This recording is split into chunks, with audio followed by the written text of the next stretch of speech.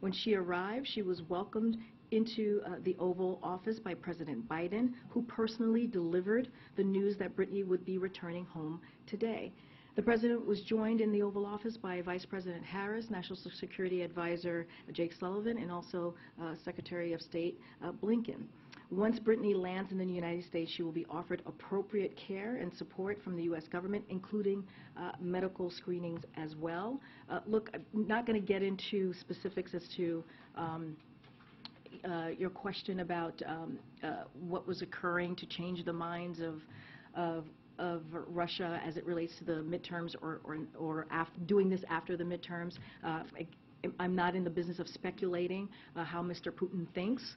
What we want to make sure that is very clear, the President made a promise and he kept his promise, and not just to Brittany Griner. He's keeping his promise. He's going to do everything, his team is going to do everything that they can to secure Paul's return as well, and other Americans that are wrongfully detained abroad. And so we have seen this happen, right, just across the President's administration. We've brought home, the President has been able to secure about a dozen wrongfully detained or hostage individuals, Americans, bringing them home. We saw the situation with Trevor Reed just this past April.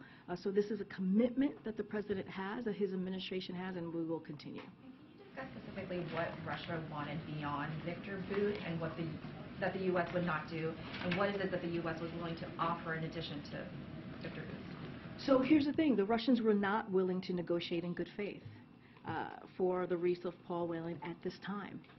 And in order to increase the chances for success, we're not going to certainly discuss more about the negotiations for his release publicly.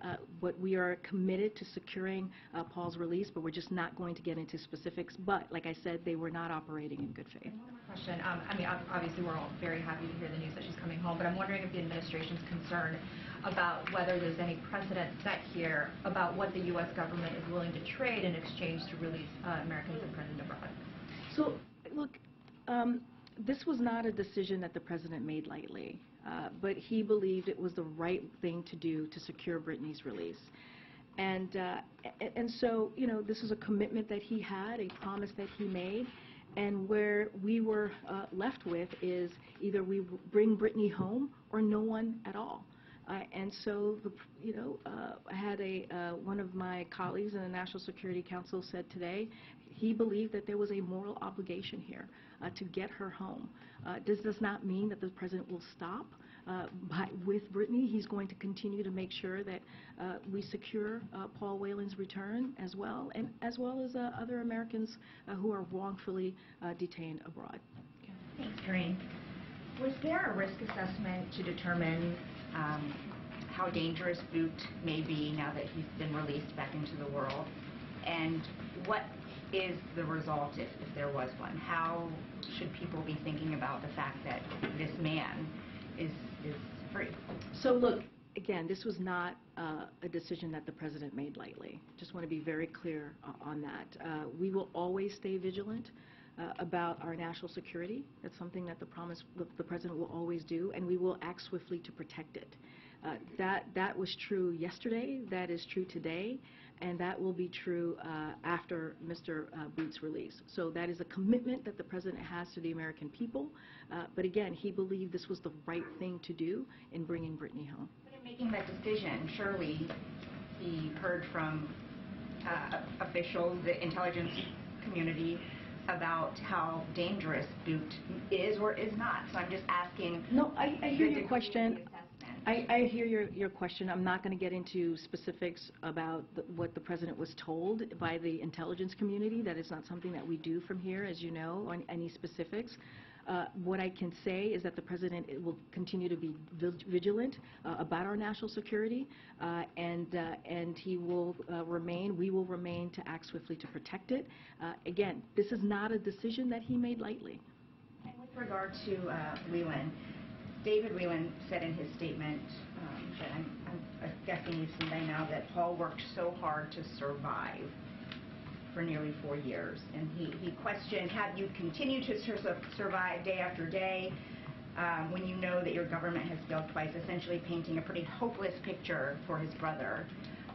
So Are there any concerns that Paul Whelan will hurt himself?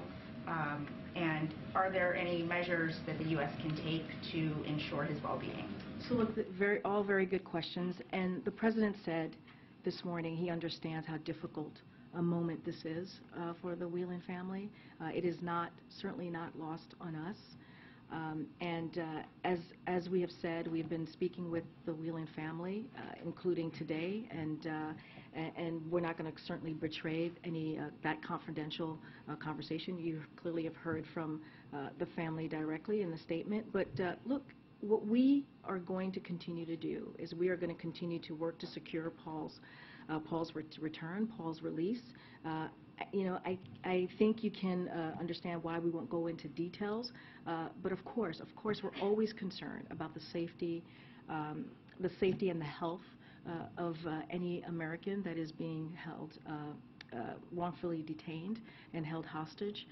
And I'm not going to get into specifics on any, you know, future conversations that we may have with Paul and how that's going to, our interaction with him is going to look like. One thing that I can say is our consular officers in Moscow were able to make contact with Paul on December 2nd, and as we know from that time, he was feeling well. He was in good health. And just one more, and just to clarify, on December 2nd, he wasn't aware that this was happening. It wasn't until today. Yeah, he was. We have made Paul Whelan aware of the exchange that happened today. He is aware of it. One more on Brittany Grant. I understand how the deal went down and what the Russians were willing to give, but how do you dispel the public perception that if you are a celebrity or a professional athlete, you get preferential treatment in a situation like this? Look, I want to be very clear here, and I think we've tried to lay this out in a clear way as well. The President did, and my colleagues, as you've heard from them from the NSC. This was not a choice for us of which American to bring home. That was not the choice. It was a choice between bringing home one American or bringing home none. And we brought one home today. And that is important to note. And just like we were able to bring home Trevor Reed back in April. And through every step of this process, we have sought to bring Paul Whelan home, and that will not change. That will continue to be our commitment. Again, regrettably, due to nature of the totally illegitimate charges they levied against Paul, the Russians are treating this situation differently than Brittany's situation, and we have been unable to secure his release. We made every possible offer available to us to secure Paul's release, but there was no way to bring Paul home right now. We would have preferred, of course we would have preferred to see them both released. That's what we've been calling on. That's what you've been hearing from me and the President this past year. But we did not want to lose the opportunity before us to secure the release of one of them. And so that was the choice, one or none, and not which one. It was either none or one. And so our efforts to bring Paul home will continue. It will not stop. You know, the U.S. government continues to encourage the Russian government through every contact with them, through every channels, to secure his release. And we want them to do it in good faith. I want to get your reaction to Paul Whelan's own words in response to this. He told one of our colleagues that he doesn't understand why he's still sitting there, that he's greatly disappointed that more has not been done to secure his release. So can you respond directly to him? Can you assure him that you are, in fact, now doing everything you can? Yeah. Look, I would refer you to the words of the President himself, right? This is something that we are committed to doing. And again, I'll repeat this because the President said this, and this is just repeating the President as well. It's like he understands how difficult a time this is for the family, Paul's family. He understands that. There are mixed emotions today for them. They also said that they were proud to see, Brittany come home today. And the President is going to do everything that he can, as we have seen him do many times across the time, his tenure in the administration, to bring Paul home. And so this is a commitment that the President is giving to the family and to Americans. And does the President have any plans to speak with Whelan's family or to try and speak with Paul Whelan himself?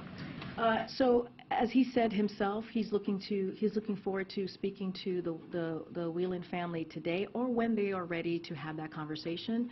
He is open and ready to communicate with them. And does the President, should we have any plans or any expectation for him to meet with Brittany Griner? I don't have anything to preview at this time. Our efforts right now, our focus is to get her home safely and to get her back to her family, to her team, to her loved ones, and give her all the necessary tools that she will need to re-engage, to come back to the U.S. in the way that she chooses. Right. Thank you, Karine. Quick question on Saudi Arabia's involvement in securing Griner's release. How do you view the Crown Prince's involvement here? Do you view this as an act of good faith? And how do you think this will help them as the U.S. reevaluates its alliance with Saudi? So, as I've said before, this negotiation was between the U.S. government and Russia. That's how we were able to secure Brittany's release. And I don't have anything further to share on that. So there were U.S. officials on the background call this morning thanking the Emiratis, for example, but there was no explicit mention of MBS on the role he played. I mean, is the administration still extending their gratitude or their thank you to? So again, the only countries that negotiated this deal were the United States and Russia. And there was no mediation involved. We are grateful for the UAE, as the President mentioned, as I am mentioning now, for facilitating the use